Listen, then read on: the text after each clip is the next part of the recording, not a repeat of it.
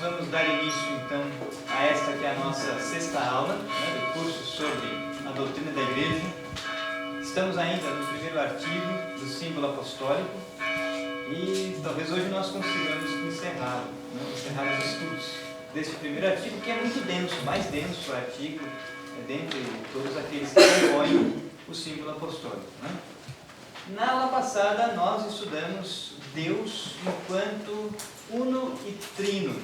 Vimos que em Deus há três pessoas distintas, Pai, Filho e Espírito Santo, e uma única substância, Deus transcendente e imanente.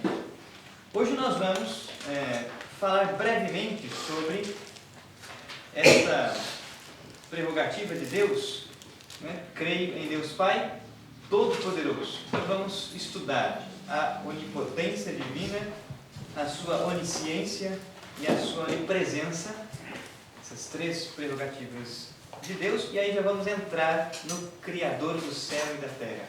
E vamos entender o que é o céu e a terra nos textos que estão aí na sequência. Então, o parágrafo 3, que cobre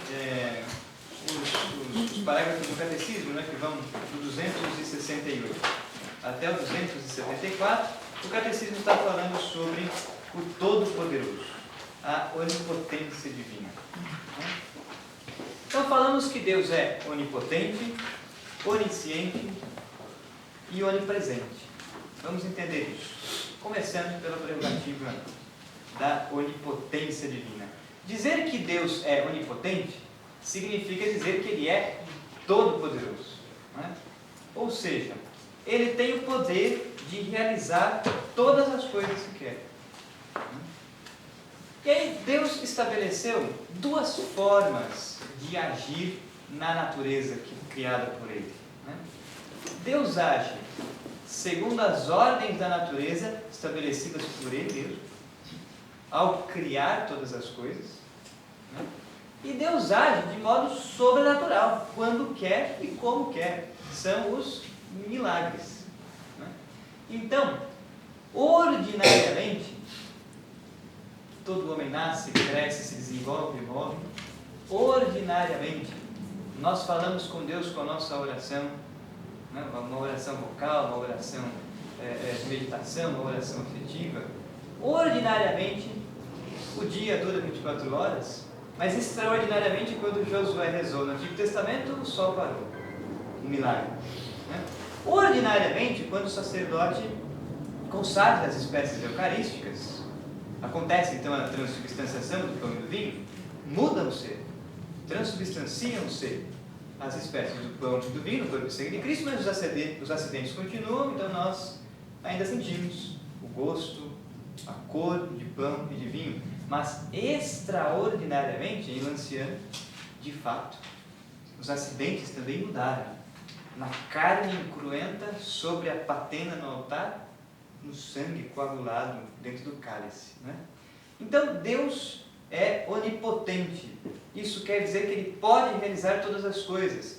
Ele escolhe agir ordinariamente, sempre, mas quando quer e como quer, Deus pode agir de modo extraordinário. São os milagres, são os dons místicos extraordinários.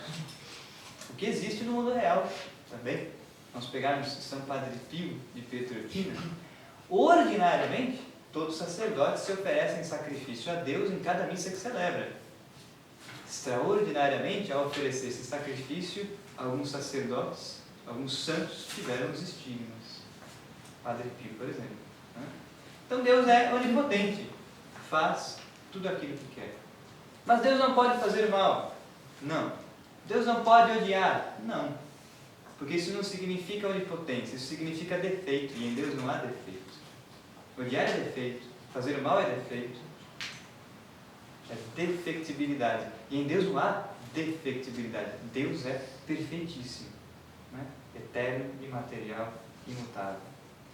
Então dizer que Deus é onipotente significa afirmar essas coisas, mas significa afirmar também que Deus governa tudo aquilo que Ele criou com sabedoria e com providência. Deus é sábio.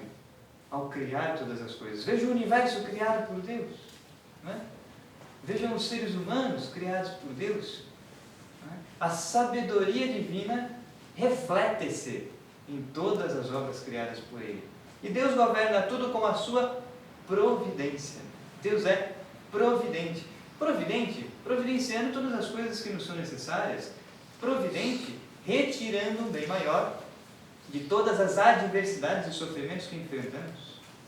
Oportunidades para que cresçamos em virtudes e assim trilhemos o caminho de santidade. Então, Deus é onipotente. Pode realizar todas as coisas. Né? Além disso, Deus é também onisciente. Né? E o que significa afirmar que Deus é onisciente? Significa dizer que a tudo Deus conhece e Deus até mesmo penetra a nossa alma e conhece a nossa consciência. Deus é onisciente. Conhece todas as coisas. A sua sabedoria não tem limites. Ele penetra todas as obras criadas, inclusive a nossa consciência. Deus conhece o que se transcorre no nosso interior. Ele é onisciente. Diferentemente dos nossos anjos da guarda, que não conhecem o que nós pensamos. A não ser que você se dirija diretamente a Ele. Né? E faça um pedido, peça que Ele interceda por você, por exemplo.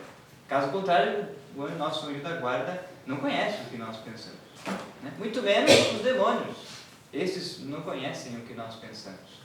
Os santos, Nossa Senhora, né? A Virgem Maria e os outros santos não conhecem o que nós estamos pensando. Da mesma forma como eu não conheço o que vocês estão a pensar, nem vocês o que se passa na minha mente. Mas Deus conhece. Deus conhece tudo aquilo que acontece em todos os lugares do mundo, em todos os lugares do universo, para ser ainda mais abrangente. E Deus conhece tudo que se passa em cada consciência humana de todas as pessoas ao mesmo tempo. Deus é onisciente. Porque justamente é eterno, imaterial, imutável, ato puro. Nele não há potência, coisa que vimos na aula passada. Não é? Portanto, Ele é onisciente. Penetra a nossa alma. Conhece a nossa consciência. Conhece tudo aquilo que somos. Por isso podemos falar a Deus no nosso interior, né? E Ele escuta. Professor, uma questão. Sim. Se Nossa Senhora, por exemplo, não conhece o nosso pensamento, como ela pode interceder por nós? Sim. E aí nós entramos no mistério da comunhão dos santos, né? Por quê? A nossa oração, aliás, Santo Antônio Maria Claret tinha uma maneira de explicar o que é a oração, né? Ele dizia, catequeticamente, né? Catequeticamente, Santo Antônio Maria Claret dizia, as nossas orações são como que? São como que um fio condutor, pelo qual nós falamos com Deus, né? Então, via de regra, as nossas orações, quando nós rezamos, quem ouve as nossas orações? Deus, porque é onipotente, onisciente e onipresente. Né?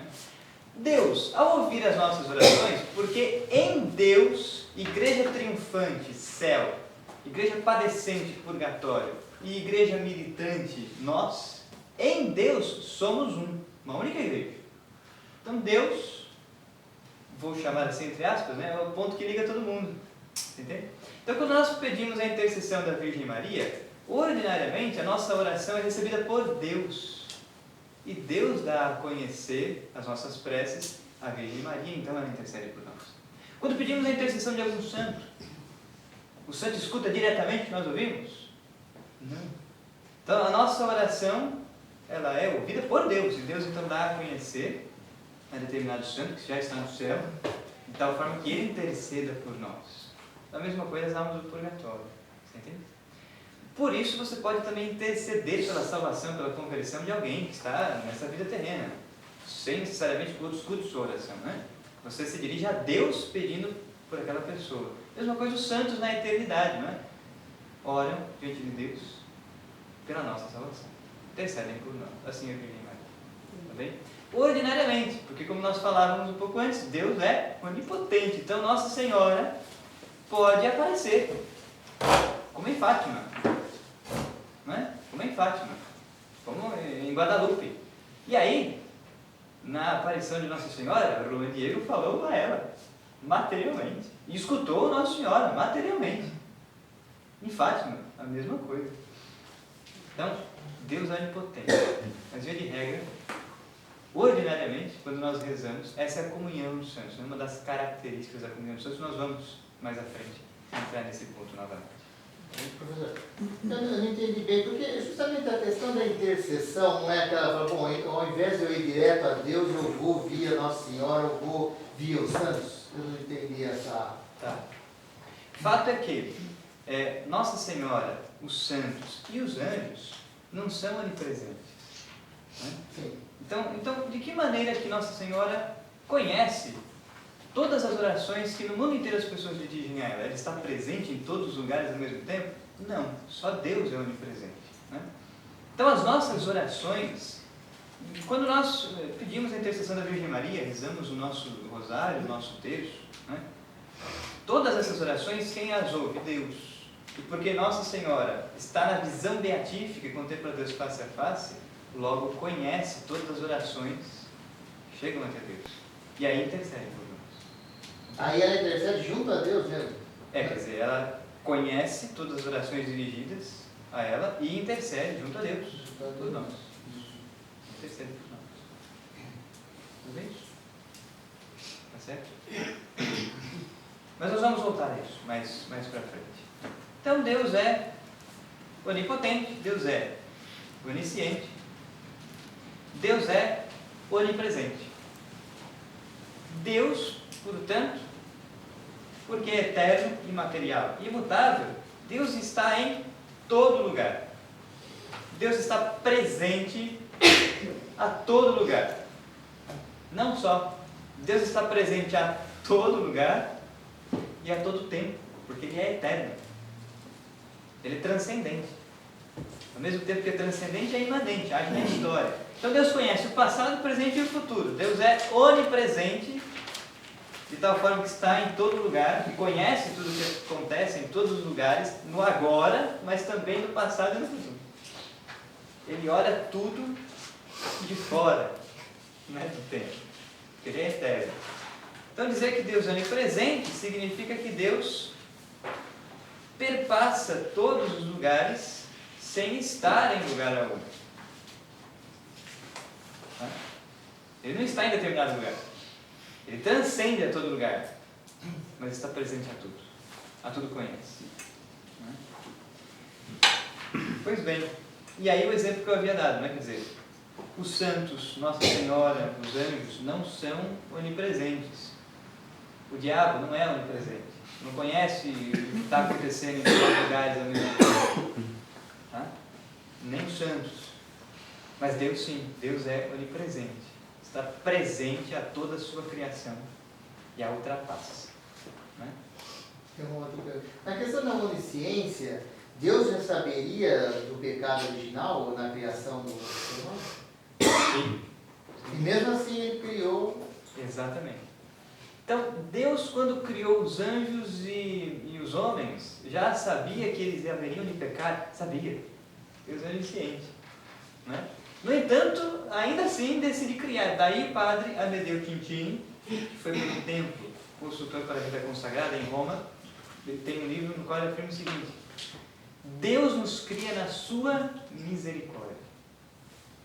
Porque já sabendo que o anjo e o homem pecariam contra ele, ainda assim não deixou de criá-los. Porque sabia também que a maioria destes anjos, e que também muitos homens, haveriam de obedecer, que seriam salvos. Então Deus não deixa de criar, e não deixa de criar com livre-arbítrio da vontade. Sabia? Deus é onisciente. Tá bem? Então, essas são as três prerrogativas de Deus. O catecismo falará, sobretudo, da onipotência dele. Mas vamos para frente, vamos entrar agora nos parágrafos 295 e os seguintes. Nós vamos falar primeiro sobre o Deus Criador e depois vamos falar sobre a criação propriamente dita do céu e da terra. Então nós vamos entrar aqui no parágrafo 295 do Catecismo. Nós não vamos ler tudo, mas nós vamos citar estes tópicos que vão aparecer aqui. Há 2 aulas atrás nós fizemos aquele quadro na lousa, no qual nós colocamos ali todas as criaturas, né? Colocamos Deus na eternidade e discorremos sobre os graus de ser das criaturas tiradas por Deus a partir do nada. Né? Nós vimos o anjo, o ser humano, os animais, os vegetais e os seres inanimados, como a pedra. Tudo bem? Nós vamos então falar sobre a criação, mas antes de falarmos sobre as criaturas criadas por Deus, vamos falar sobre o mistério da criação. Esse é o título aí, está acima do parágrafo 295. O primeiro tópico é este: Deus cria por sabedoria e por amor. Por que Deus cria todas as coisas? Por que Deus tira todas as criaturas do nada? Porque Ele precisava das criaturas? Não. Uma vez que Deus é onipotente, Ele não precisa de ninguém. Ele se basta. Ele é o que é e nada acrescenta em Deus. Daí o prefácio de uma das orações eucarísticas, né, que nós muitas vezes ouvimos o sacerdote rezar na missa. Os nossos louvores, que nossos louvores subam até vós, os nossos louvores nada acrescentam ao que sois. Né? As nossas orações, as nossas mortificações, penitências, sacrifícios, nada acrescentam ao que Deus é. Isso aqui na mitologia grega, né? Zeus, ficar mais forte, um pouco rezar por ele. Não é nada disso. Né? Então as nossas orações nada acrescentam ao que sois, mas nos aproximam de vós. Então por que nós rezamos? Né? Para glorificar a Deus. Mas o que é glorificar a Deus? Estarmos próximos dele, entende? Em comunhão com Deus. As nossas orações nada acrescentam ao que Deus é em sua substância, mas nos colocam em comunhão com Deus. E essa é a vontade de Deus. E isso é glorificar a Deus. Né? Então Deus cria tudo aquilo que fez, não porque precisasse, mas porque é um transbordamento do seu amor, da sua sabedoria. Daí o tópico dizer: Deus cria por sabedoria e por amor. Diz o Catecismo: cremos que Deus criou o mundo segundo sua sabedoria. O mundo não é o produto de uma necessidade qualquer, de um destino cego ou do acaso. Isso é importante. Ao mesmo tempo que Deus cria todas as coisas, não porque precisasse disso, mas porque transborda o seu amor e a sua misericórdia, portanto Deus não tem necessidade de nada, mas o mundo é criado não por um destino cego ou por um acaso. Nós não estamos aqui por acaso. Né? O universo não está aqui por acaso. Nós existimos, e nós, como ser pessoal, nós existimos, e o universo existe porque Deus quer.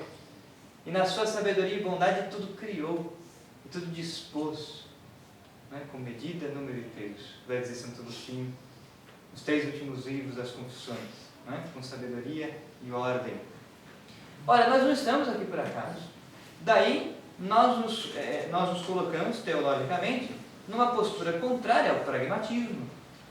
Por exemplo, ao pragmatismo norte-americano de Charles Peirce. Tudo é acaso. Nós só precisamos descobrir as regras do acaso. O acaso deu origem a todas as coisas. É uma postura filosófica o pragmatismo. Né? A teologia católica, né, nunca vai ser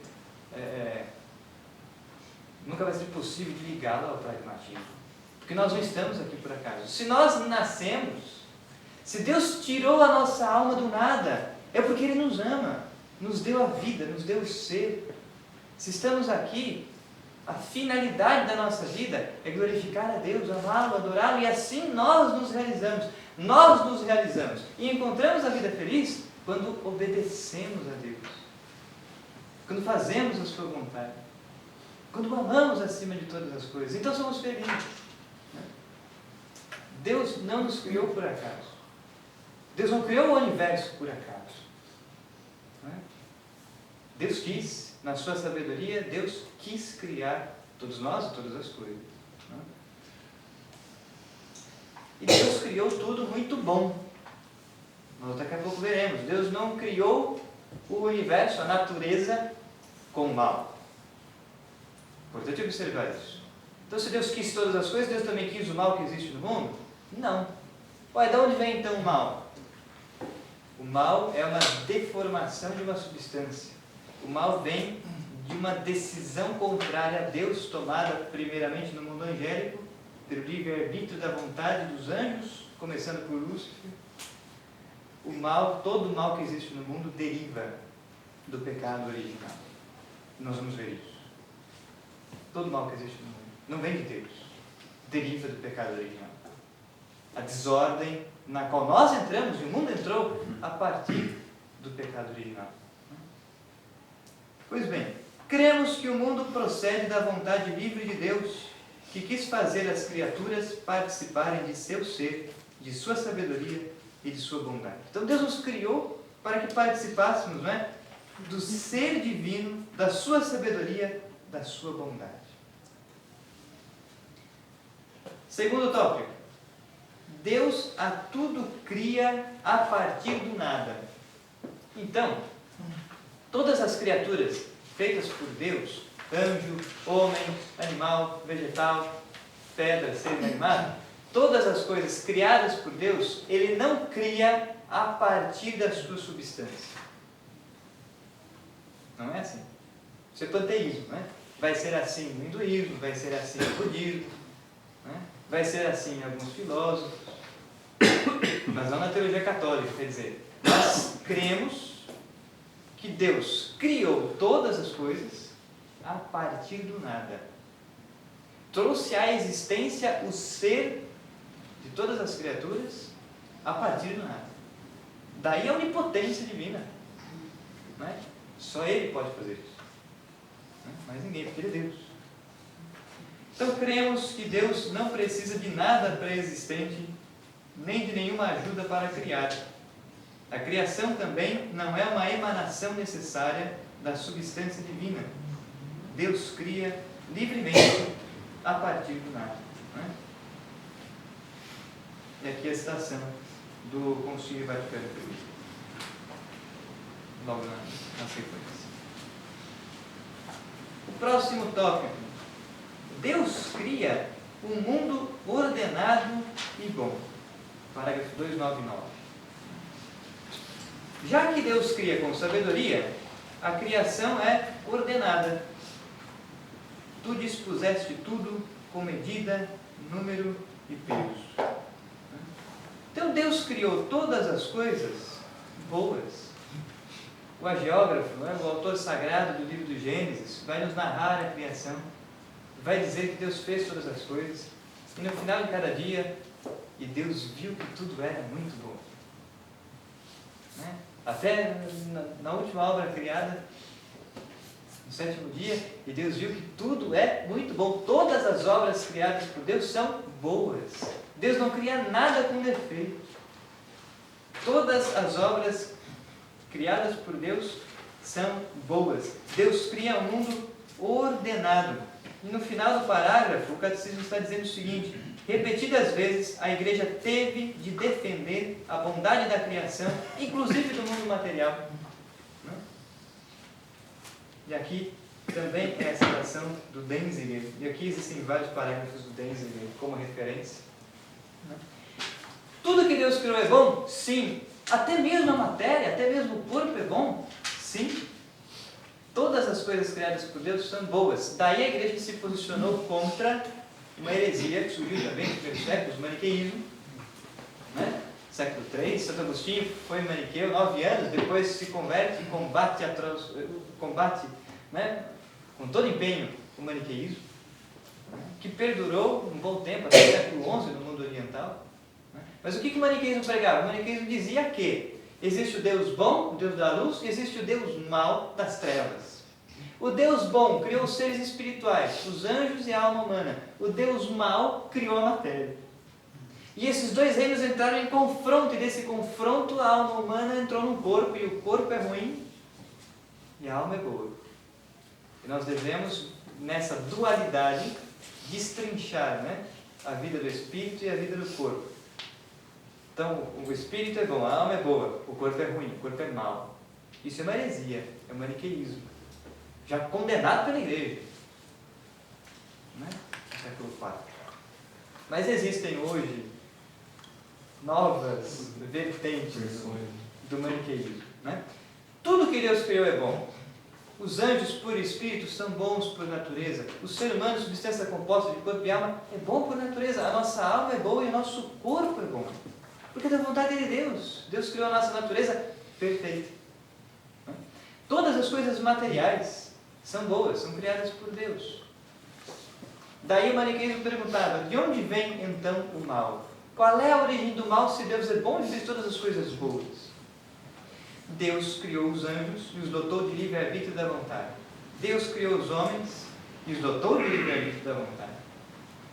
Lúcifer, o anjo mais perfeito criado por Deus na ordem da natureza, usou o seu livre-arbítrio da vontade para fazer uma vontade má para si, e assim, na sua soberba e inveja, rejeitou a Deus, desobedeceu a Deus, quis ser senhor de si mesmo e pecou contra Deus. E ao pecar contra Deus, deforma ele mesmo, a sua própria natureza.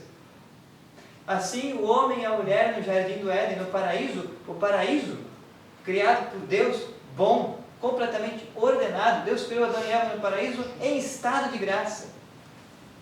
Não na visão beatífica, eles não viam a Deus face a face. Mas Deus criou Adão e Eva em estado de graça. Porém, tentados pela serpente, pecaram, desobedeceram a Deus, obedeceram ao demônio, foram também soberbos e orgulhosos. E porque pecaram, deformaram, feriram a sua natureza, o pecado original. Né? E nós vamos ver isso com detalhes daqui a pouco. Daí vem então o mal. O mal na sua própria natureza, na natureza humana, mas porque Deus havia criado todas as outras coisas, animais, vegetais e pedras, e havia colocado tudo isso subordinado ao homem, o homem não consegue mais administrar bem o mundo à sua volta. Daí vem o mal. Então Deus criou o mal? Não. Deus criou todas as coisas boas. Mas porque as criaturas dotadas de livre-arbítrio pecaram contra Deus, feriram, deformaram sua própria natureza. E aí o mal entra então. Nós já vamos ver isso com mais detalhes. Deus criou tudo bom. E a gente se transforma pelo pecado original. Se transforma em algo não bom, que não é bom. É errado isso? O que acontece é assim. Os maus anjos, quando pecaram contra Deus, deformaram completamente a natureza. Os homens, quando pecaram contra Deus, não deformaram completamente sua natureza, mas feriram a sua natureza. Daí é o pecado original. Nós já vamos ver quais são as consequências do pecado original. Então, o mal atinge a natureza humana e fere a natureza humana, de tal forma que homem e mulher no paraíso perdem o estado de graça, mas perdem também os dons preternaturais. No curso sobre a cidade de Deus, semestre passado, nós estudamos um pouco sobre isso. Quer dizer, quais eram os dons preternaturais? Deus criou o homem e a mulher no jardim do Éden com ciência infusa. Deus iluminou a sua inteligência. Deu a Adão e Eva todo o conhecimento necessário que eles chegariam pelo uso da sua razão e pela fé. Portanto, o homem e a mulher conheciam a Deus no paraíso. Quando pecam, perdem a ciência infusa. Deus criou o homem e a mulher no paraíso com corpo e alma incorruptíveis.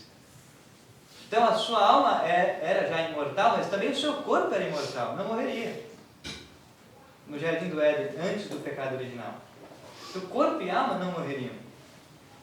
Mas era um corpo animal, não um corpo glorioso.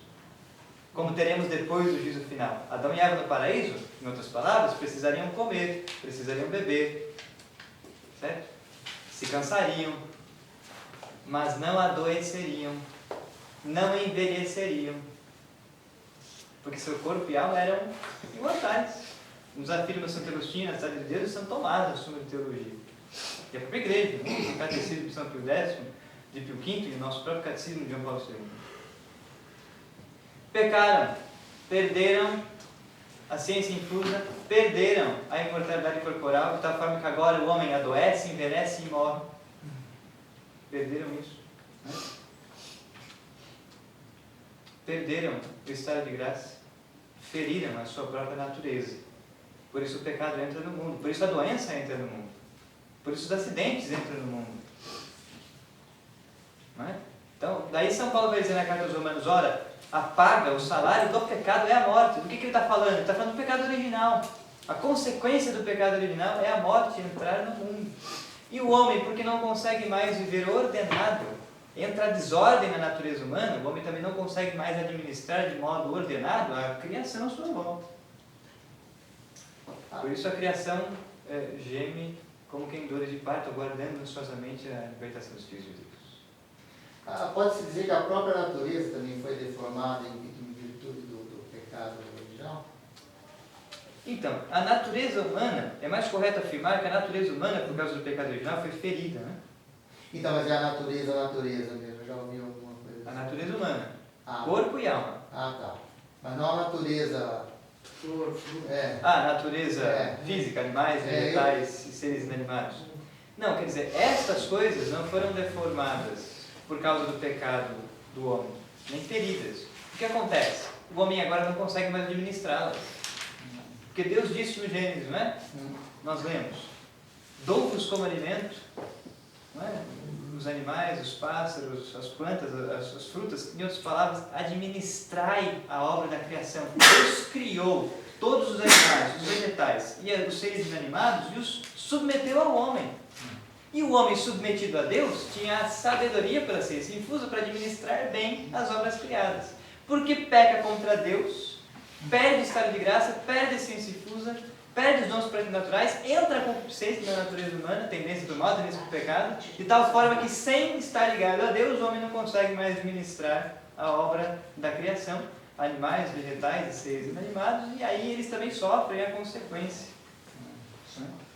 E a serpente? Ela era o mal?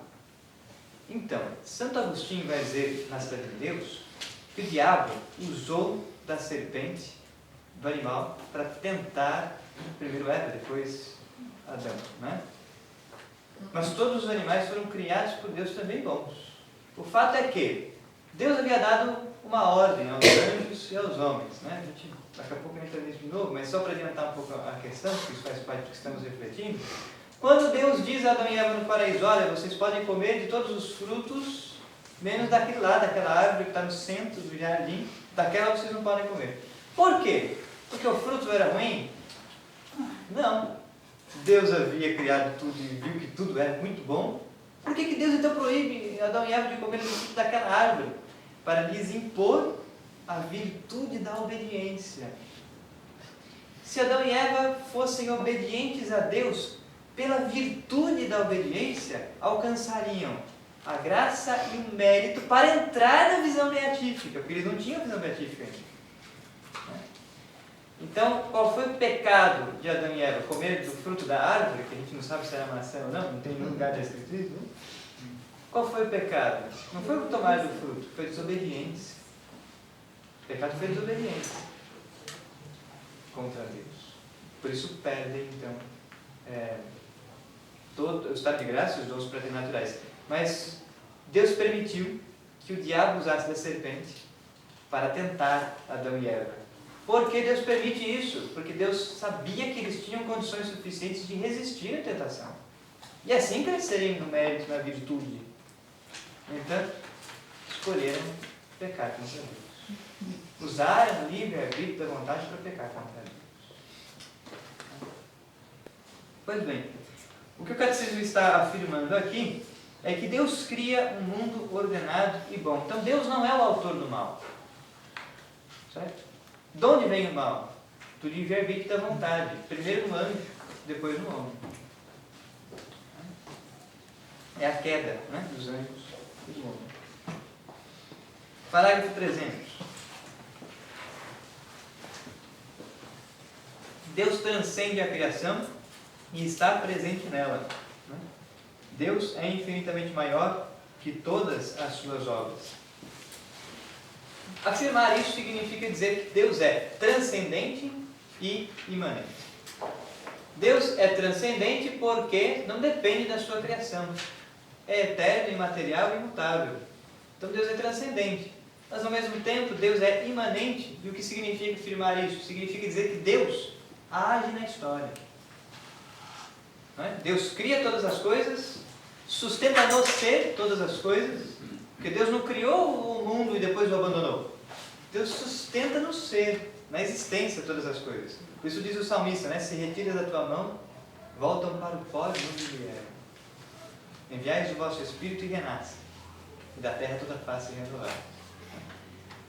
Deus cria todas as coisas e as sustenta no ser. Mas além disso, Deus age na história. Por exemplo, se revelando. Nós vimos isso nas primeiras aulas, não é? Deus se revela dentro da história de salvação universal. Então Deus é imanente. Mas Deus não é só imanente. Ele é transcendente. Porque ao mesmo tempo que Ele age dentro da história, Ele está fora dela. Ele é eterno. Em Deus, então, existem essas duas prerrogativas. Imanência e transcendência. Por fim, 301, Deus mantém e sustenta a criação.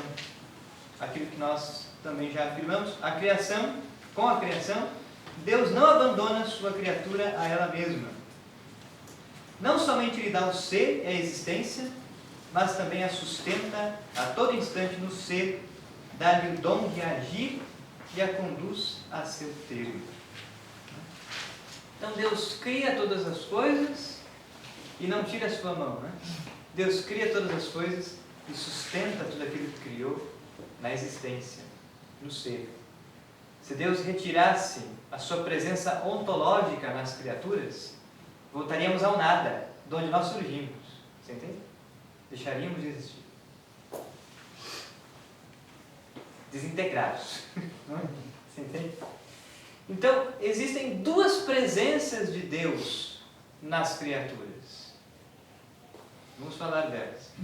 Deus está presente nas criaturas de maneira ontológica e Deus está presente nas criaturas com a sua graça santificante. Deus está presente ontologicamente. O que significa essa palavra? Né? Ontologicamente significa a nível de ser. Deus está presente ontologicamente na substância do anjo, na substância do homem, na substância dos animais, dos vegetais e dos seres inanimados. Por que Deus está presente ontologicamente? Porque Deus criou e sustenta no ser tudo aquilo que existe. Entende isso? E com relação aos seres inanimados como a pedra, os vegetais e os animais, esses 3 graus de ser inanimado, vegetal e animal, Deus só está presente ontologicamente. Por quê?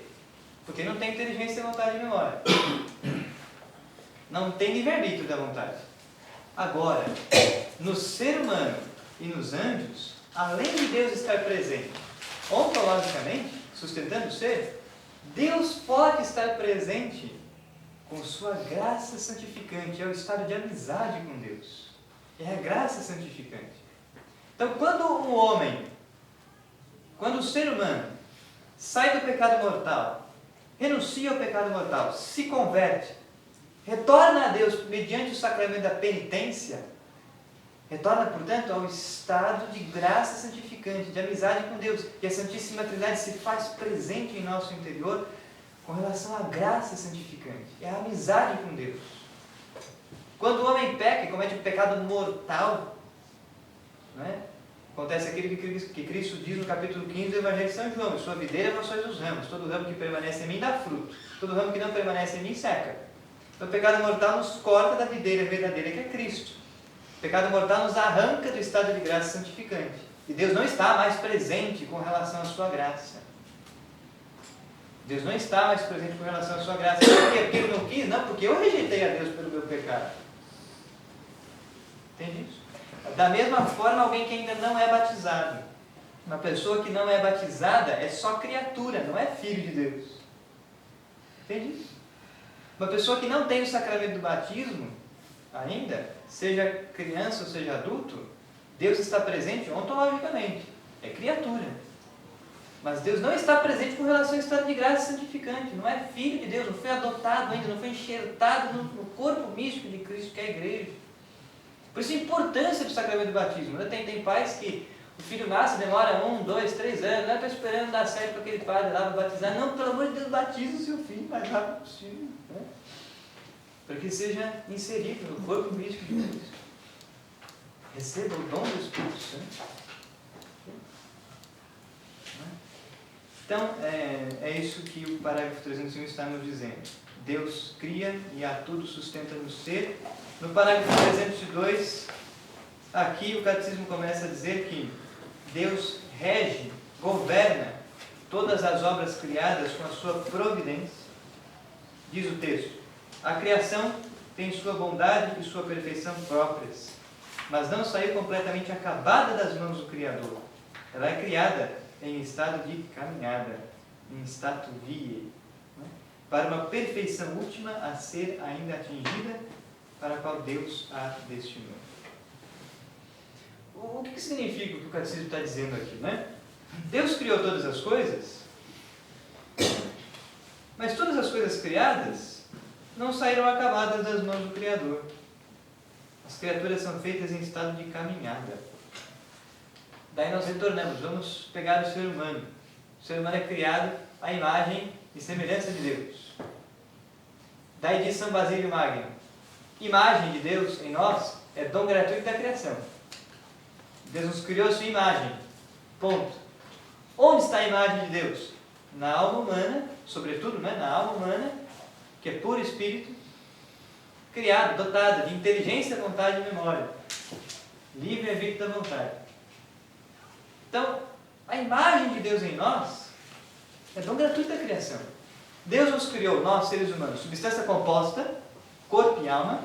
Portanto, existem potências, funções, faculdades que a alma exerce pelo corpo, como são os sentidos externos, tato, olfato, visão, audição, paladar. O sentido interno, que é capaz de reconhecer que as cores não entram pelo ouvido, e sim pelos olhos, que os sons não entram pelos olhos, e sim pelo ouvido. Entende isso? O sentido interno. As paixões, a imaginação e a fantasia. Potências que a alma exerce pelo corpo. Natureza humana. Potências inferiores do homem. Mas existem as potências superiores do homem que estão só na alma. Dependem apenas da alma. Inteligência, vontade e memória. Aqui está eminentemente a imagem de Deus no homem. Nós já falamos sobre isso, né? Em aulas anteriores. Então, a imagem de Deus em nós é dom gratuito da criação. Deus criou a todos e a todos dotou com sua imagem. Mas Deus não nos criou acabados. Deus nos criou com a capacidade para nos tornarmos semelhantes a Ele. De que maneira que nós nos assemelhamos a Deus? Pelas virtudes. Então, se é que eu posso usar essa expressão aqui, se mede santidade, não pela quantidade de terços que a gente reza, não pela quantidade de comunhões que a gente faz, se mede santidade pelo grau de virtude que nós temos. E assim nos assemelhamos a Cristo. Por isso que a igreja canoniza um santo quando encontra este santo, na vida deste santo, uma virtude heróica. Você entende? Uma virtude heróica.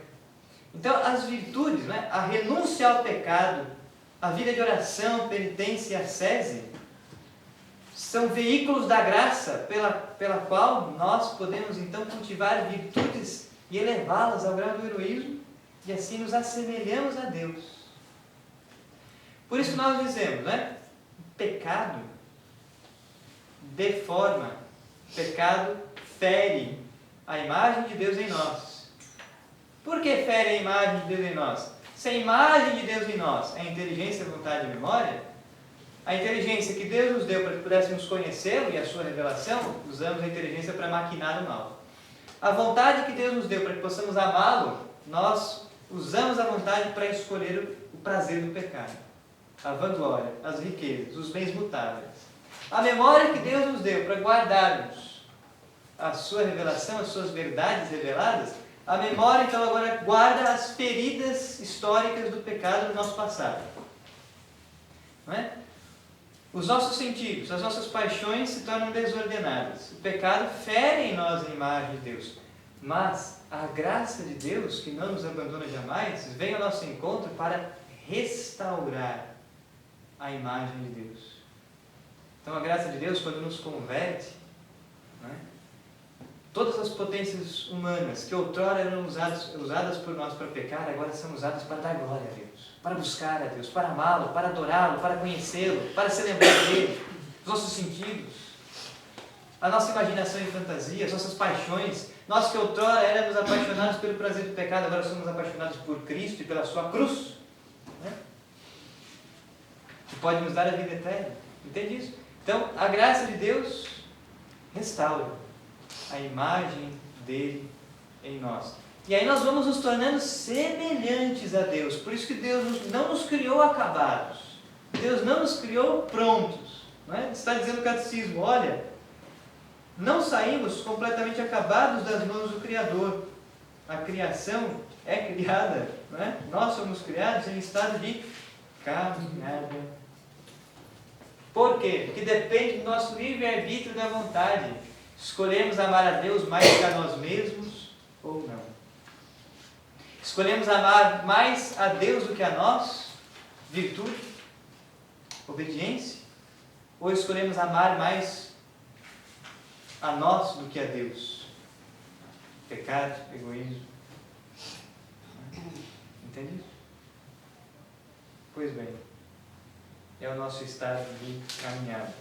Tornemos-nos semelhantes a Deus. Trilhemos o caminho da santidade. Vale a pena trilhar o caminho da santidade. A vida eterna nos espera. Não é? Entraremos na beatitude, veremos a Deus face a face, amaremos a Deus por toda a eternidade. Seremos completamente realizados no céu. Não é? Essa vida terrena é tão passageira. Essa vida terrena é tão curta. Não é? Essa vida terrena é um pequeno instante que me passa e que me foge. Não é? A eternidade, só ela vale a pena. Só vale a pena sermos santos. Só vale a pena aproveitarmos essa vida terrena para sermos santos. Não é? O resto passa, perece. Não é? Daí o poema de Santa Teresa de Jesus. Tudo passa. Tudo passa. Só Deus basta. Só Deus é e basta. Professor, como a gente só consegue trabalhar a virtude pela graça? Sim. Quer dizer, se nós desejarmos cultivar virtudes com as nossas próprias forças, né, a gente vai dar com a cara na parede, a gente não vai conseguir. Né? Isso é um pelagianismo. Né? Nós só conseguimos cultivar virtudes se nós contarmos com a graça de Deus. E o veículo ordinário da graça de Deus, pelo qual a graça de Deus chega até nós, é a oração.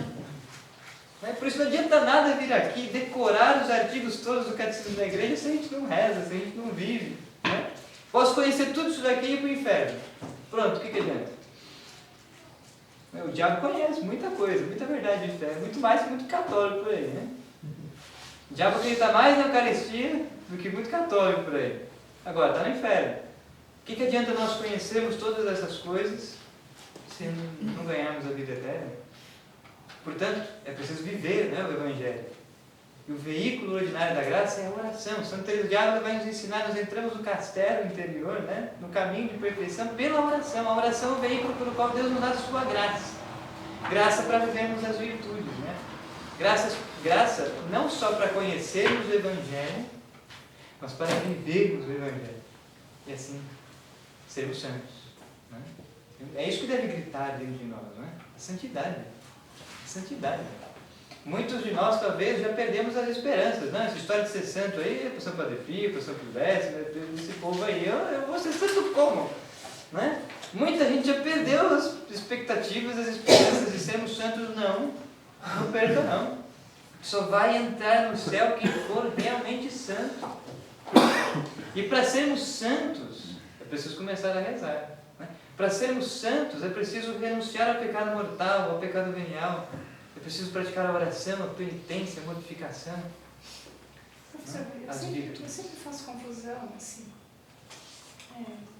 Para chegar a essa conclusão que eu tenho que fazer oração, é pela graça de Deus. Sim. Então, porque para mim é tudo graça. Sim. Tudo é graça. Mas quando é a nossa atitude por nós? Uhum. Entende? Quando entra porque, a nossa parte? porque a pessoa pode chegar a uma conclusão assim: ah, eu não vou fazer nada, porque é pela graça de Deus, então eu vou esperar. Tá. Então, acho que nós comentamos aquela divisão que nós fazemos da graça, né? A teologia da graça.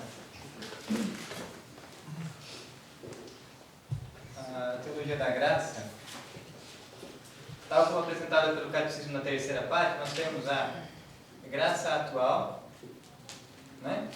Já falamos sobre isso? Já. Graça atual, graça santificante, né? Que é subdividida em primeira e segunda. A graça sacramental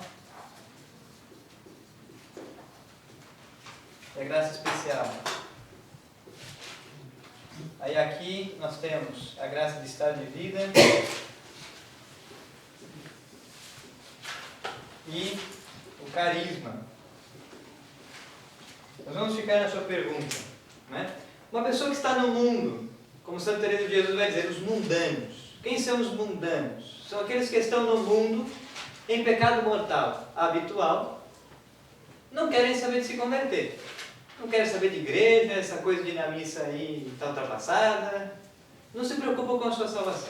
As pessoas estão no mundo, né? Para as pessoas que estão no mundo, enquanto essa pessoa não morrer, porque o tempo da graça, o kairos, termina, viu? Termina com a morte, a primeira morte, a separação da alma e do corpo. Então o tempo para a gente trabalhar para a nossa salvação é esse aqui, ó, do nosso nascimento até a nossa morte. Morreu, acabou o kairos, acabou o tempo da graça. Então, enquanto estamos vivos, essas pessoas que estão no mundo, a elas, Deus envia graças atuais. O que é graça atual? Graça atual é a graça de Deus que ilumina a nossa inteligência para que aquela pessoa possa perceber, puxa, isso é uma verdade. E a graça atual, além de iluminar a inteligência, fortalece a nossa vontade para que a gente se decida a mudar de vida, a se converter. Então, a pessoa que está no mundo e recebe de Deus a graça atual, e de que forma Deus faz chegar essa graça a essas pessoas? De inúmeras formas. Um retiro que a pessoa faz, uma pregação que ela escuta, um livro que ela lê, um programa de televisão que ela assiste, enfim. Uma pessoa que conversa com ela, um cristão católico de verdade, né, que conversa com ela. Deus usa inúmeros veículos, né, para fazer essa graça atual chegar na pessoa. Quando Deus dá essa graça atual, para iluminar a inteligência e fortalecer a vontade, a pessoa pode abrir o seu coração e aí colaborar com a graça, aí é o livre-arbítrio. Então a pessoa decide acolher de Deus a graça e viver segundo a vontade de Deus. Aqui é o livre-arbítrio da vontade, entendeu? Agora, se a pessoa endurece o seu coração e mediante o livre-arbítrio da vontade rejeita a graça de Deus e continua vivendo no pecado, livre-arbítrio, decisão, está rejeitando a salvação, a oportunidade de entrar no céu. Entende? Então aqui entra a nossa parte. Quando a pessoa percebe, puxa, Deus existe, Ele me ama e eu preciso me converter, Deus dá outra graça, que é a graça santificante primeira. A graça santificante primeira é o motor que move a pessoa a renunciar ao pecado, buscar o sacramento da penitência, retornar ao estado de graça. É a graça santificante primeira. E ela começa, né, com tirar a vida de oração, sacramentos, mas tudo isso passa pelo livre-arbítrio, entende? Ela decide se confessar, ela decide retornar a participar da missa, ela decide voltar a rezar, e aí essa graça santificante primeira, ela vai crescendo e aumentando, é a graça santificante segunda, que é somada à graça sacramental, que é somada à graça estado de vida, ou ao carisma, né? Mas a graça sacramental, sobretudo, né, sacramento da Eucaristia, e penitência. Entende? Então, aqui está, né, nosso livre-arbítrio e a ação de Deus. Realmente, tudo é graça, porque quem desperta em nós a necessidade de trabalhar pela nossa salvação é Deus. Né? Mas, toda vez que o nosso livre-arbítrio escolhe fazer a vontade de Deus, nós estamos abrindo o nosso coração à ação da graça, né? E nós estamos decidindo, optando por Deus. E aqui nós crescemos no mérito. Entende? Nós só crescemos no mérito porque Deus nos auxilia com a sua graça. Entende? Senão nem o mérito a gente consegue. Com as nossas próprias forças, esquece, né? Com as nossas próprias forças, a gente só consegue ir para o inferno. Só. Agora, se nós quisermos ir para o céu, precisamos da graça de Deus. Né? Que haja a partir do momento em que usamos o livre-arbítrio da vontade para escolher, aceitar a graça, vivê-la. Entende isso? Aí estamos no cristianismo. Professor, essas duas presenças de Deus, que é a de sustentar o ser e a graça, quando a gente conversa sobre isso, as pessoas perguntavam, mas então, antes de Jesus, porque o batismo vem depois de Jesus, quer dizer, Sim. uma forma de se integrar à vida de Jesus, né? Fazer parte da vida dele. Isso mesmo. Mas e antes? Então, já me perguntaram, mas e antes? As pessoas não tinham a graça? Tinha uma graça. Deus não dava a graça? Tinha uma graça. Qual que é a graça? A graça atual. Você entende? O povo do Antigo Testamento, né? Moisés, os profetas, os juízes, Samuel, Davi, Jeremias, Isaías, esse povo todo está no céu? Está no céu? Está no céu. Os santos.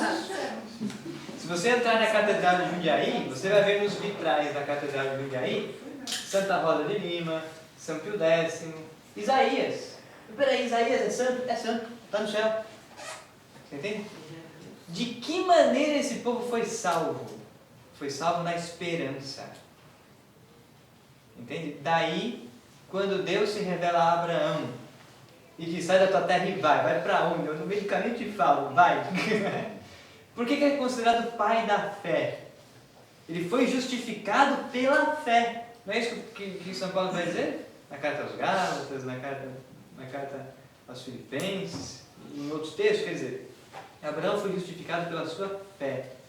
Porque estes santos, estes justos do Antigo Testamento, creram na promessa prefigurada nos mistérios que viveram, Deus levou isso em conta de justificação. Né?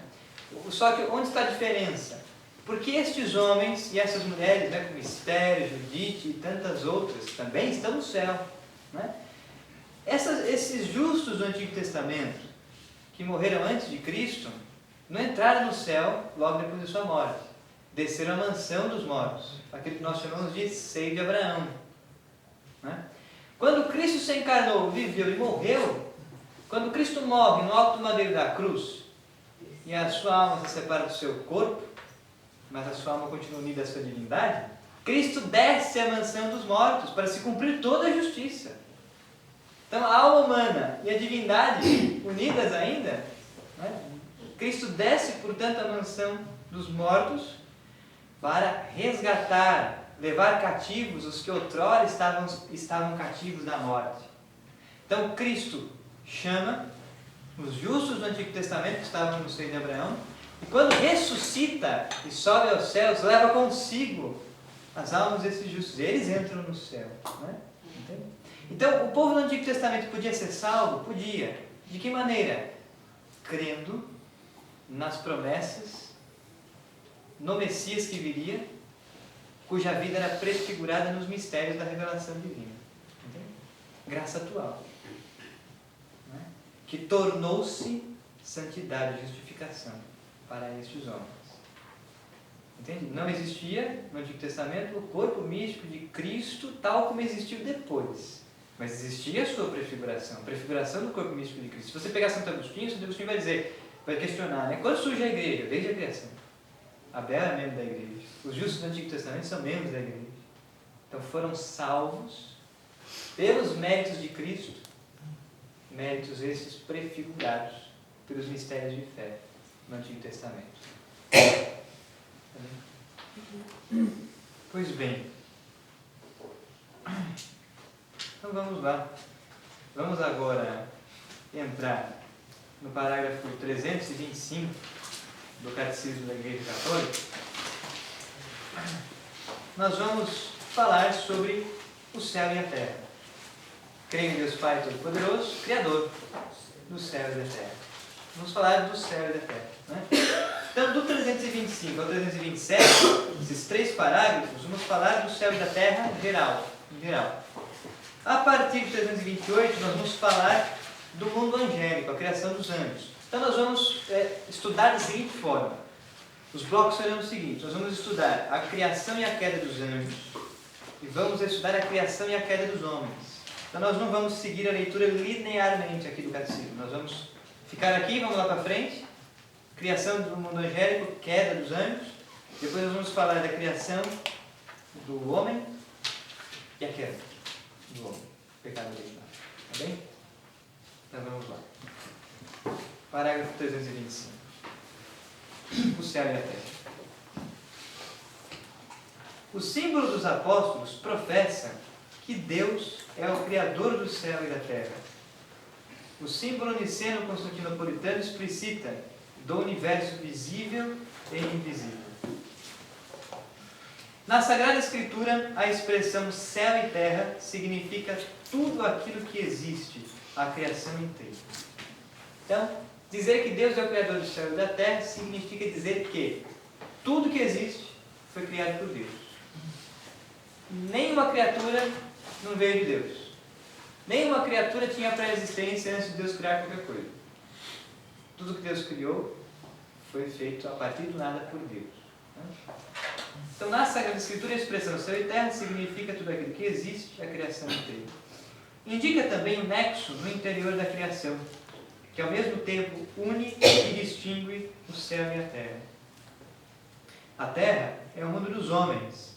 A terra, portanto, designa o mundo material das substâncias compostas. O céu, ou os céus, pode designar 4 coisas diferentes. Então, a exegese, no primeiro versículo do capítulo 1 do livro de Gênesis, tem várias interpretações. Vamos entendê-las. Né? Dizer que Deus, no princípio, criou o céu e a terra, terra significa dizer que Deus criou as substâncias compostas, tudo que tem matéria. Né? Dizer que Deus criou o céu pode significar 4 coisas. Então, primeiro, o céu ou os céus pode designar o firmamento. Tá? Então, dizer que Deus criou o céu, este céu pode se referir ao céu físico, né? Azulado. O firmamento. Tá? Mas a palavra céu ou céus pode designar também o lugar próprio de Deus, nosso Pai nos céus. Né? Por que nós falamos que Deus mora nos céus? Né? E rezamos, né? Pai nosso que estais nos céus. Por que nós rezamos assim? Porque da mesma maneira como o firmamento físico está acima da terra, da mesma forma, a substância de Deus está acima, ontologicamente, da substância das criaturas. O que significa dizer isso? Deus está acima das suas criaturas, não como o óleo fica acima da água, espacialmente, materialmente falando. Não é isso? Daí Santo Agostinho dizendo no livro 7 das suas confissões, né? Ele estava acima de mim, não como o óleo fica acima da água, mas acima de mim porque ele me criou e eu abaixo dele porque fui criado por ele. Livro 7 das confissões. O que ele quer dizer com isso? Ele quer dizer que o ser de Deus é eterno, imaterial, imutável. Então, ontologicamente, a nível do ser, Deus, sua substância não é a mesma substância das criaturas feitas por ele a partir do nada. Por isso ele está acima de nós, está nos céus. Uma vez que Deus é onipresente, ele está em todo lugar mesmo. Mas não é só esse o significado do Pai Nosso que está nos céus. Significa que ele está acima de nós, não espacialmente, somente ou também. Ele está acima de nós ontologicamente, sobretudo, porque ele é transcendente. O ser de Deus é eterno, imaterial, imutável. Tudo bem? Então, a palavra céu pode designar o firmamento físico, o céu físico, mas também o lugar, entre aspas, lugar, né? próprio de Deus, Pai nosso que estais nos céus. E por conseguinte, também o céu, que é a glória escatológica. Então a palavra céu pode designar nas Sagradas Escrituras os novos céus e a nova terra que o Senhor fará quando vier na parousia em glória para julgar os vivos e os mortos. Então, depois do juízo final, Deus fará novos céus e uma nova terra, onde nós viveremos com os santos anjos. Nós, os santos homens, estaremos com os santos anjos, formando a única cidade de Deus, com corpo e alma glorificados. Então, este céu pode designar o mundo glorificado por Deus depois do juízo final. Tá? Estaremos. Imagina a alegria, né? Nos encontrarmos lá, nos reconhecermos, né? Olha, um dia nós estivemos juntos lá estudando, nós estamos aqui no céu. Né? Estamos vendo aquilo que a gente estudou. Para lá que caminhamos, né? Então, esse é o terceiro sentido da palavra céu, a glória escatológica, os novos céus e a nova terra. Finalmente, a palavra céu indica o lugar entre aspas, das criaturas espirituais, os anjos, que estão ao redor de Deus. Então, céu tem um quarto sentido, pode significar o mundo angélico. Daí, o que São Tomás chama de céu empíreo, o céu intelectual, onde habitam os anjos. Ou seja, a visão beatífica dos santos anjos. Mas aí então, quer dizer que existe uma separação entre o céu de Deus e o céu dos anjos aí?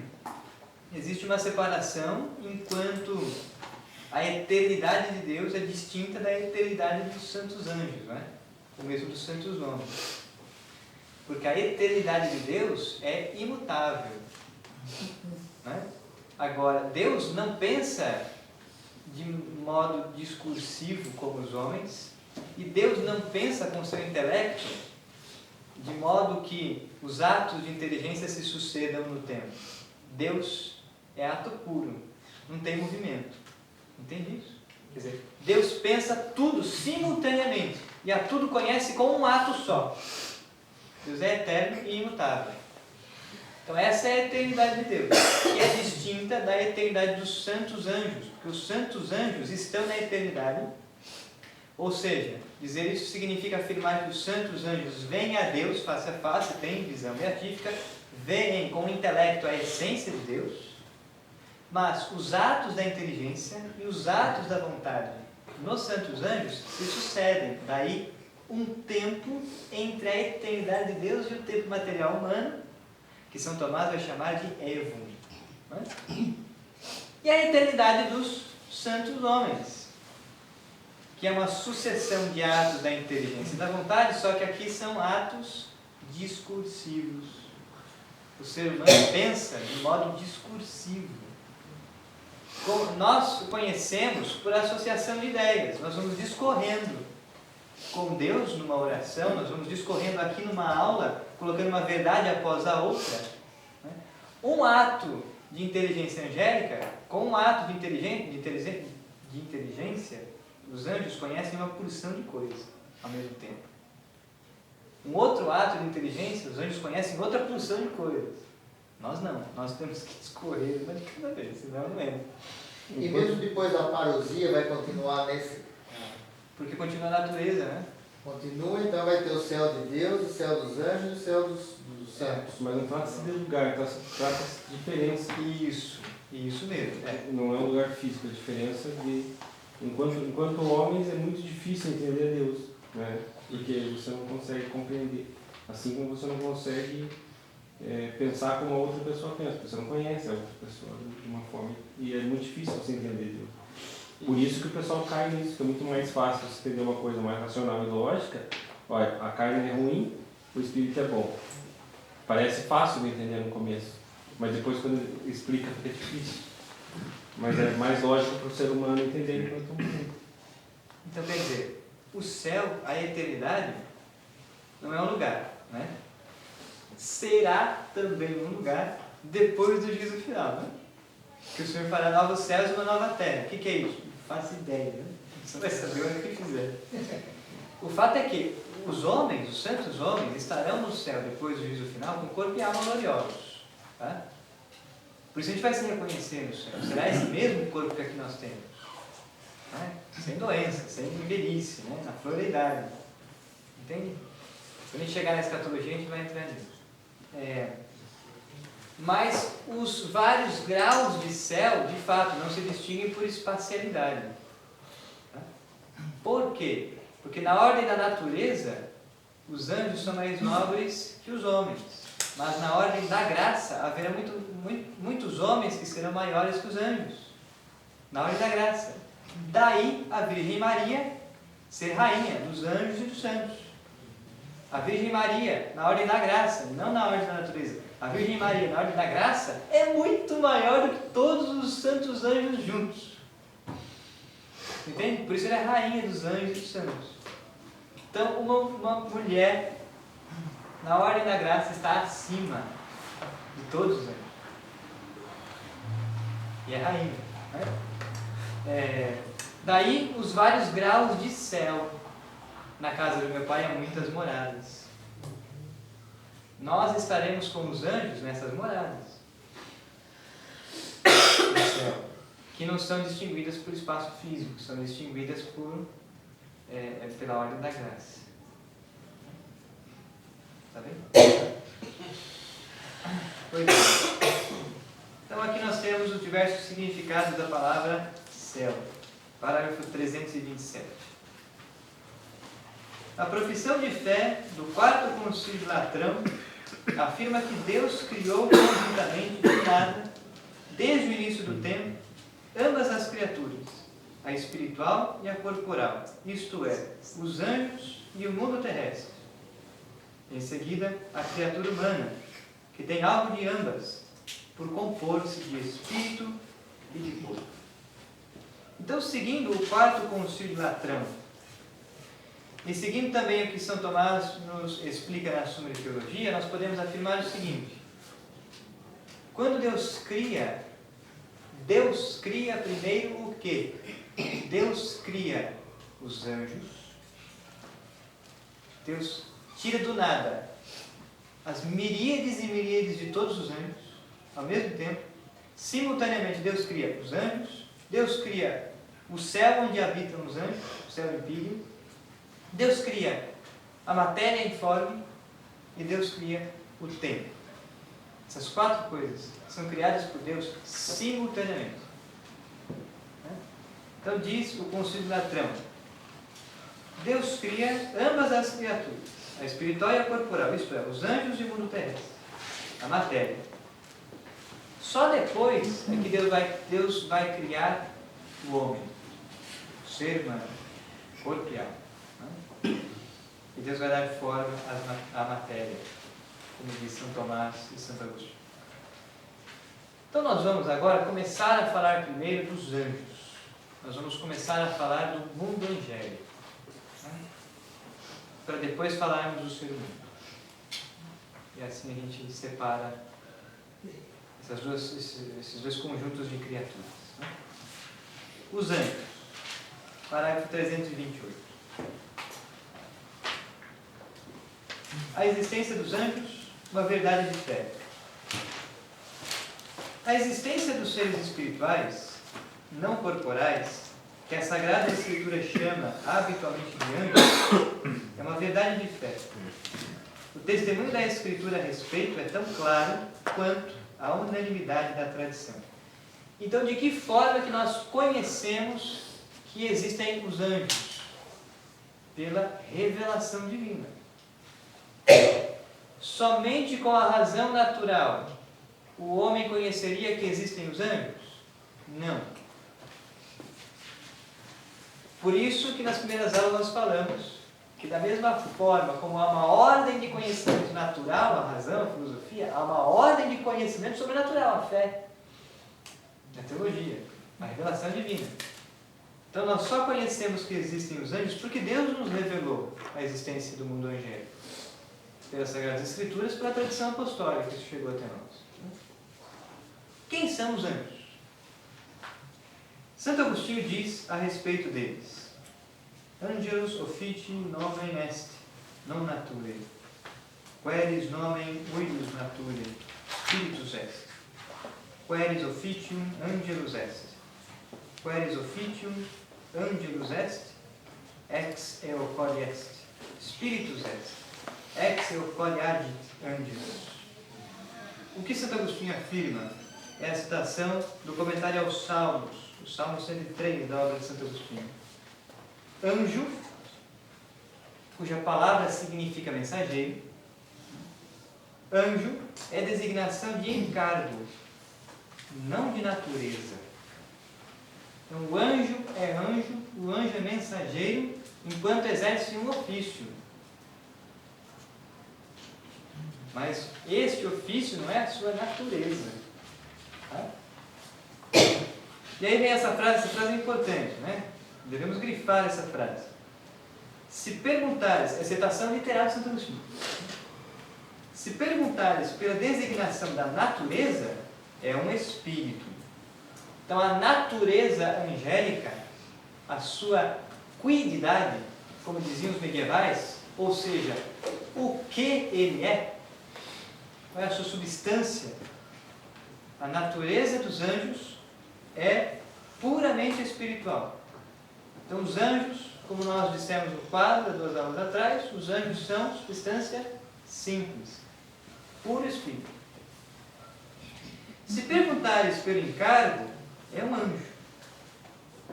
Então, estes seres espirituais exercem ofícios. Enquanto exercem os seus ofícios, são então anjos, ou seja, mensageiros, né? Da graça e da palavra de Deus.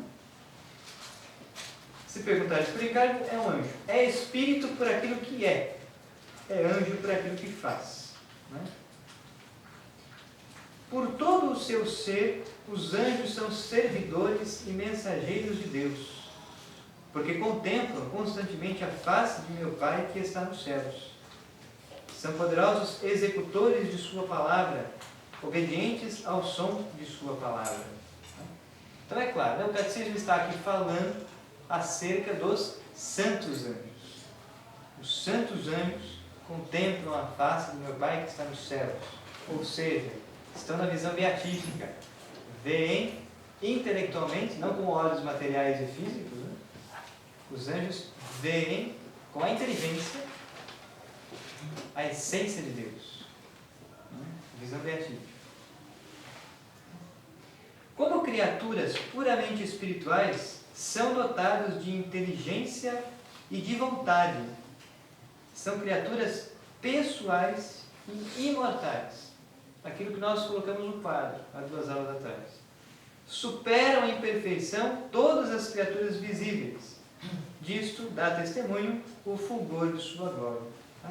Então os anjos têm mais dignidade que os homens? Sim. Os anjos têm mais imagem de Deus do que os homens? Sim, também. O intelecto angélico é muito mais potente do que o nosso. A vontade, a memória angélica, o livre-arbítrio angélico é muito mais potente do que o nosso. A natureza angélica é superior à nossa, né? Na ordem da natureza. Na ordem da natureza, o intelecto do diabo é mais potente que o do ser humano? É. Na ordem da graça, o ser humano é muito maior que o diabo. O ser humano que se abre à ação da graça de Deus, né? E tem o caminho de santidade. Percebe a diferença da ordem da natureza e da ordem da graça? São Tomás vai falar sobre as potências que existem nos santos anjos, nos anjos, de modo geral, na questão 59 da primeira parte. Tá? Na verdade, quem quiser estudar com profundidade a natureza angélica, pode ir na Suma Teológica, né, de São Tomás, primeira parte, e pode ler a questão 59 até a questão 63. São Tomás estará falando aí sobre a natureza angélica. Tá? Não pensem que isso é pouco texto, porque é uma pancada de texto. Né? Mas São Tomás é o doutor angélico. Quer dizer, a sua maior contribuição para a igreja foi teologia sobre os anjos. Dentre muitas outras. Né? Então, na questão 59, no artigo 1, só a questão 59 tem 4 artigos. No artigo 1, São Tomás, comentando Santo Agostinho, vai dizer, né? Diz Agostinho que a imagem da Trindade está na mente pela memória, pelo intelecto e pela vontade. Ora, a imagem de Deus está não apenas na mente humana, mas também na mente angélica, porque também esta última é capaz de conhecer a Deus. Logo, os anjos têm inteligência, vontade e memória. Então, São Tomás vai falar sobre a natureza dos santos anjos, e aqui o catecismo está também afirmando a mesma coisa, quer dizer, os anjos são puro espírito, os anjos são dotados de inteligência e de vontade, os anjos são seres pessoais. Tá? Quer os santos anjos são seres pessoais, quer os maus anjos, os demônios, são seres pessoais. Daí a pergunta, o diabo então existe no mundo real? Existe, não fica quieto. Né? Existe. Os santos anjos existem no mundo real? Existem. São seres pessoais.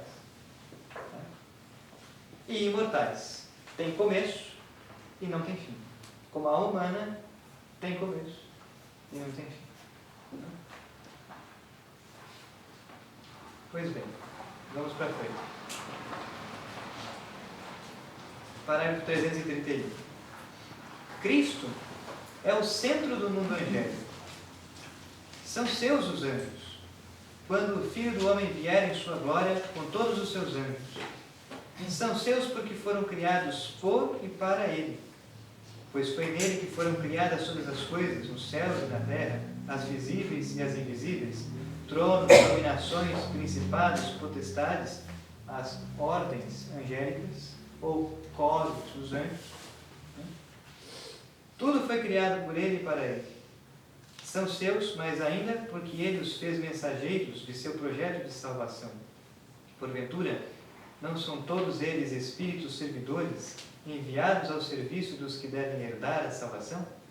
Então aqui são as fontes bíblicas, as fontes das Sagradas Escrituras, que afirmam a existência dos anjos. Eles aí estão, desde a criação. E ao longo de toda a história da salvação, anunciando de longe ou de perto esta salvação e servindo ao desígnio divino de sua realização. Fecham o paraíso terrestre, protegem Ló, salvam Agar e seu filho, seguram a mão de Abraão, quando Abraão vai sacrificar Isaac. Comunicam a lei por seu ministério, conduzem o povo de Deus, anunciam nascimentos e vocações, assistem os profetas, para citarmos apenas alguns exemplos. Finalmente, é o anjo Gabriel, que anuncia o nascimento do precursor e do próprio Jesus. Desde a encarnação até a ascensão, a vida do Verbo encarnado é cercada da adoração e do serviço dos anjos. Quando Deus introduziu o primogênito no mundo, disse: adorem-no todos os anjos de Deus. Eis aqui um profundo mistério. Eis aqui um profundo mistério. O mistério que fez Lúcifer se rebelar contra Deus. Olha a frase. Quando Deus introduziu o primogênito no mundo, isto é, Cristo, Deus encarnado, quando Deus introduziu Cristo no mundo, disse: adorem-no todos os seus anjos. Tá? O que significa dizer isso? Os anjos, substância simples, com dignidade maior do que os homens, os anjos adoram a Deus.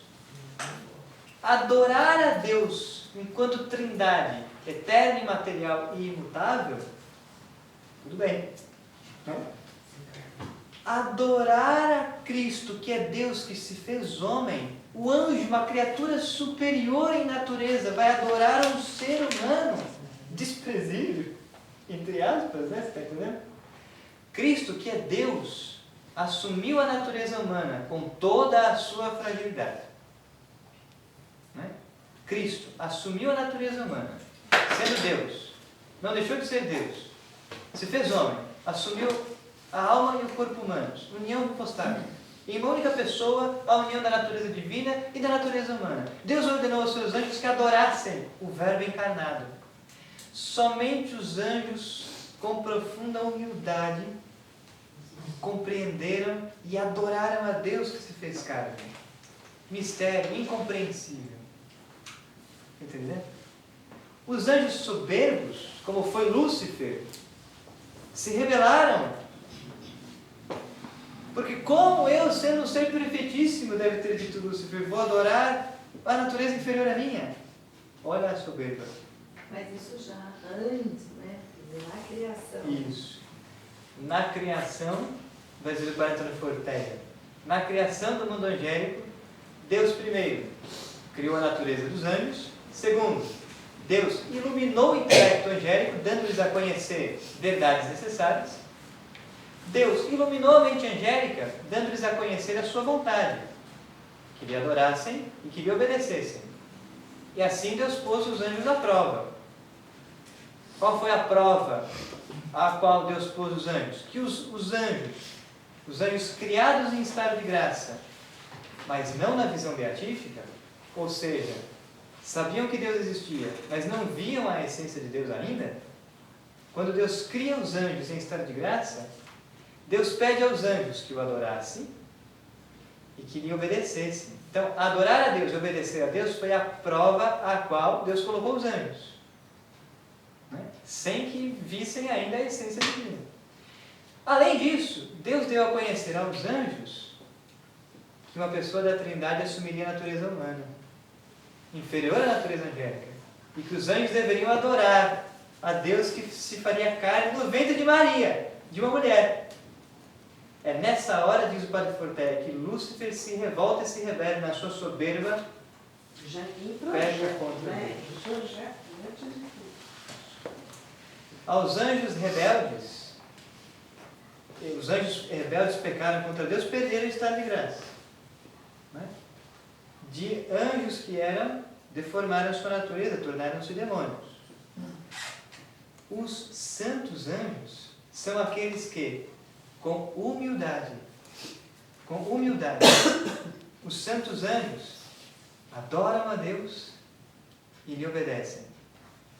Crescem em virtude, crescem em mérito, crescem em graça. Que o anjo precisou da graça, vai dizer São Tomás. Né? Então, os santos anjos, porque obedeceram a Deus, porque lhe adoraram, crescem em virtude, mérito e graça. A estes, Deus lhes dá como prêmio entrar na visão beatífica, contemplar a essência de Deus, vê-lo face a face. Aos demônios, Deus lhes traça a sentença e lhes condena ao inferno. Por quê? Porque escolheram o pecado, se rebelar contra Deus. Escolheram mediante o livre-arbítrio da vontade. Entende isso? Quando Deus introduziu o primogênito no mundo, disse: adorem-no todos os anjos de Deus. E aí nós vemos o mistério da encarnação. Nós lembramos do Natal, não é? Quando Cristo nasce, a Virgem Maria o envolve em faixas, coloca-o na manjedoura, aparecem então os coros dos anjos, que glorificam a Deus. Bendito seja Deus no mais alto dos céus. Então os anjos o adoram, o Verbo encarnado. O canto de louvor deles ao nascimento de Cristo não cessou de ressoar no louvor da igreja. Glória a Deus nas alturas, né? E paz na terra aos homens por ele amados. Protegem a infância de Jesus, servem a Jesus no deserto, reconfortam-no na agonia, embora tivesse podido ser salvo por eles da mão dos inimigos, como outrora fora Israel.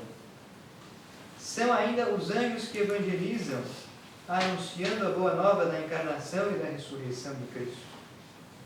Estarão presentes no retorno de Cristo, que eles anunciam, a serviço do juízo que o próprio Cristo pronunciará. Então, quando Cristo vier em glória na parousia, com Cristo virão seus anjos. Pois bem. os anjos na vida da igreja. Do mesmo modo, a vida da igreja se beneficia da ajuda misteriosa e poderosa dos anjos. Em sua liturgia, a igreja se associa aos anjos para adorar o Deus 3 vezes santo. Ela invoca a sua assistência, assim, in paradisum educant te angeli, para o paraíso te levem os anjos, na liturgia dos defuntos, ou ainda no hino querubínico da liturgia bizantina. Além disso, festeja mais particularmente a memória de certos anjos, São Miguel, São Gabriel, São Rafael e os anjos da guarda. Aí nós temos as festas dos santos anjos, né? 9 de setembro, a festa de São Miguel, Gabriel, Rafael. Dia 2 de outubro, a festa dos anjos da guarda, na liturgia da igreja. Desde o início até a morte, e esse parágrafo é importante também, desde o início até a morte, a vida humana é cercada por sua proteção e por sua intercessão. Cada fiel é ladeado por um anjo como protetor e pastor para conduzi-lo à vida eterna.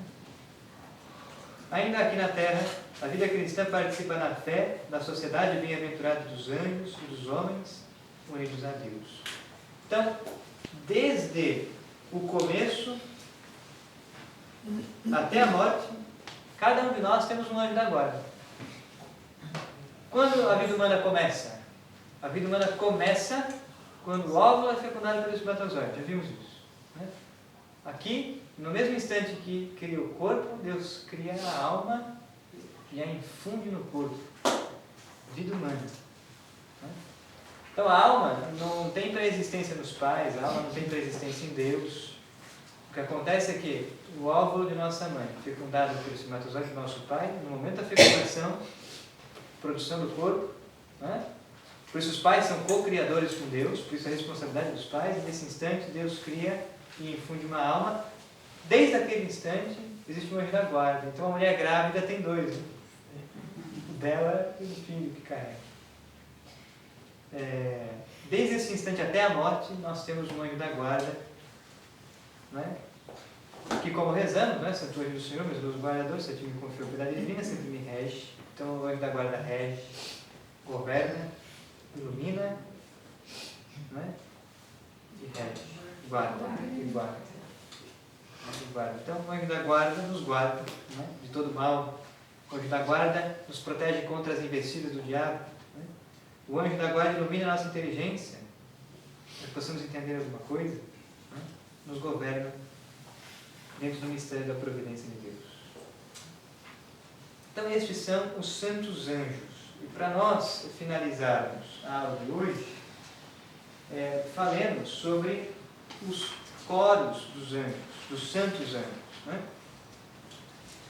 De maneira um tanto rápida, vou pôr aqui na mão.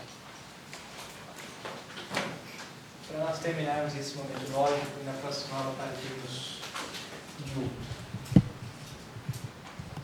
Então veja, os santos anjos, os que amaram mais a Deus do que a si mesmos, podem ser divididos em 9 coros, né? Ou é mais preciso o termo, as 9 ordens angélicas.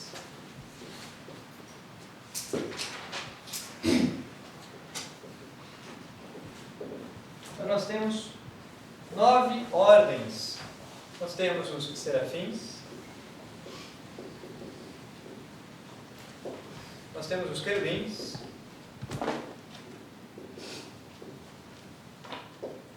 nós temos os tronos, e aqui nós temos a primeira hierarquia dos anjos.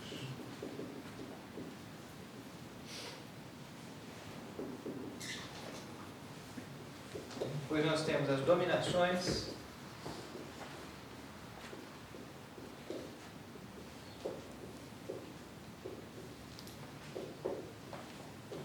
nós temos as virtudes, nós temos as potestades, e aqui a segunda hierarquia.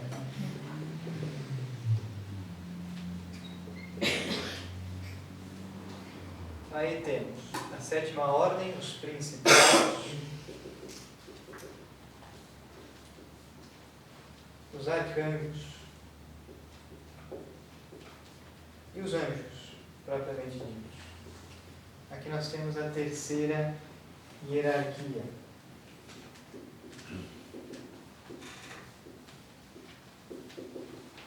Se quiser se aprofundar um pouco mais sobre isso, você está na Suma São Tomás, Suma Teológica também, primeira parte, na questão 108.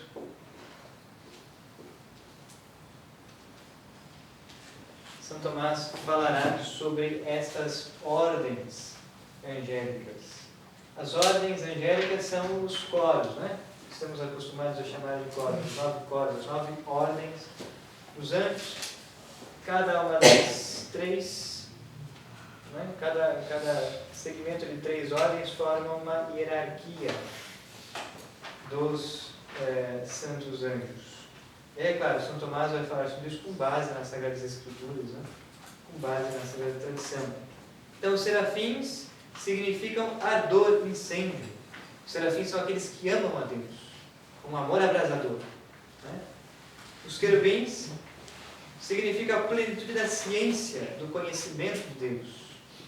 Os tronos são aqueles que conhecem as razões das obras divinas.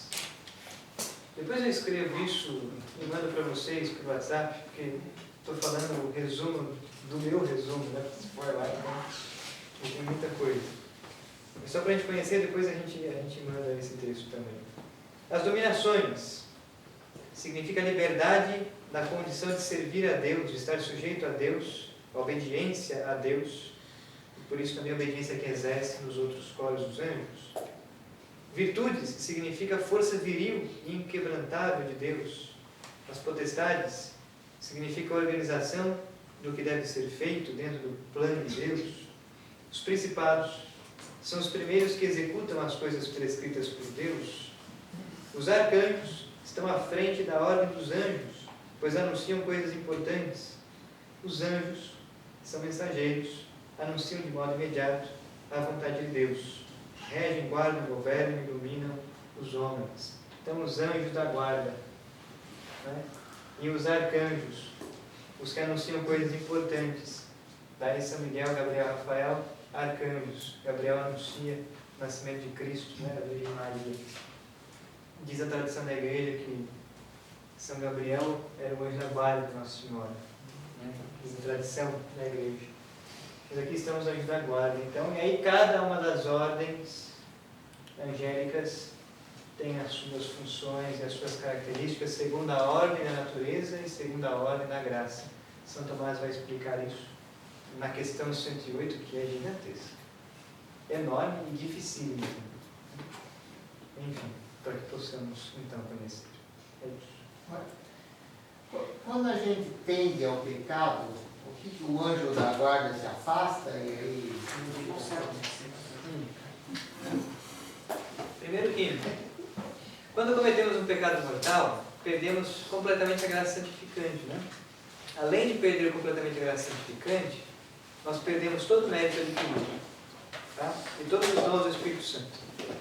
Então eu digo botar ninguém. Isso. E quando estamos em pecado mortal, além de perder a graça, mérito e dom, o nosso anjo da guarda não pode nos iluminar a nossa inteligência. Ah, no pecado mortal. No pecado mortal.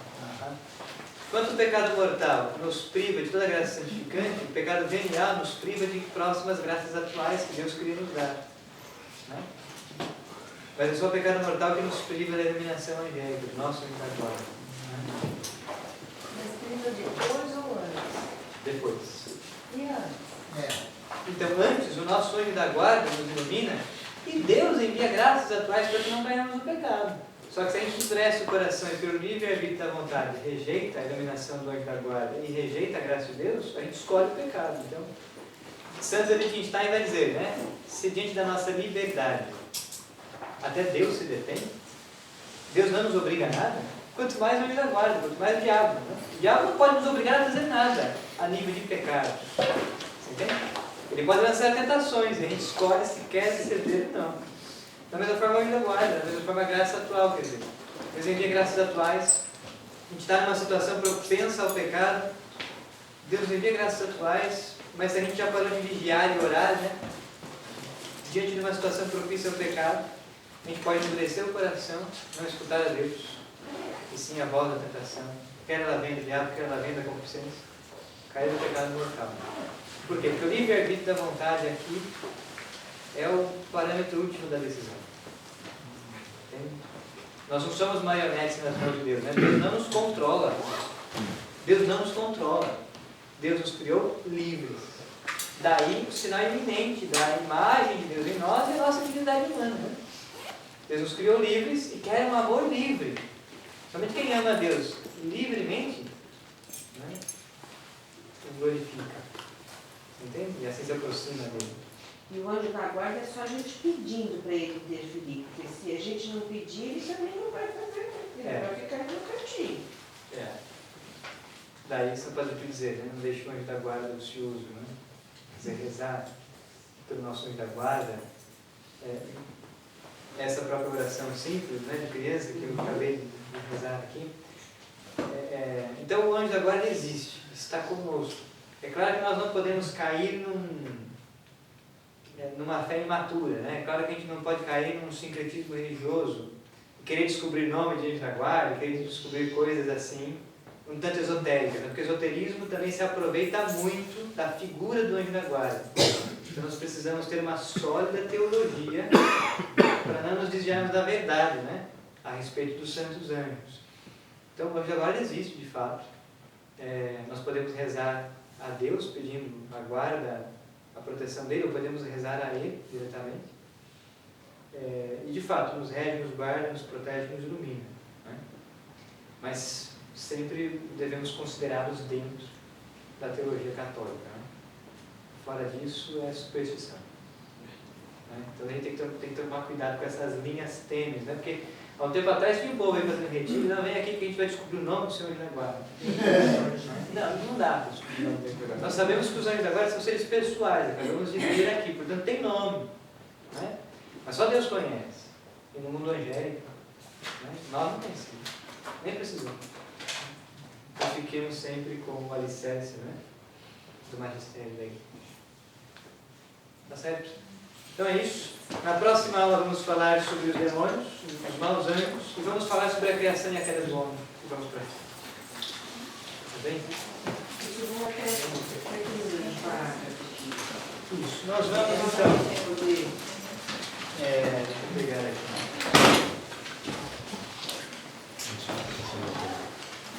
Sobre a queda dos anjos, o Catecismo vai falar sobre isso. Do parágrafo 391, e aí vai entrar a queda do homem, e ele vai terminar de falar sobre a queda dos anjos e a queda do homem no parágrafo 412. Tá? Então nós vamos falar na próxima aula sobre a queda dos anjos, vamos falar sobre a criação do homem e a queda do homem. Vai desde o que começamos a ler nessa aula até o parágrafo 412. E aí, se tivermos tempo hábil, acredito que sim, nós vamos entrar no artigo 2 do símbolo apostólico, que é em Jesus Cristo, seu único Filho, nosso Senhor. Que está na sequência, né, cobre aí os parágrafos 422, vamos falar sobre Cristo, o mistério da encarnação,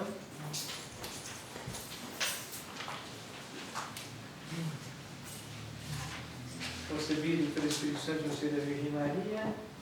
Nós poderíamos ficar com os parágrafos 422 até o 507.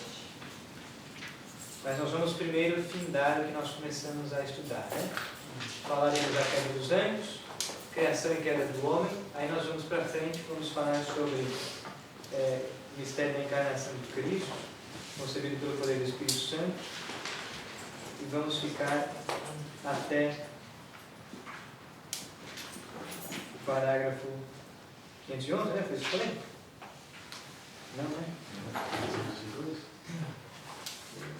522, isso mesmo. 522. 522, vai? Não, peraí, deixa eu ver. 507. 507, isso mesmo. 507. Tá? Na próxima aula a gente vai até aqui, não tem como passar. Maravilhoso.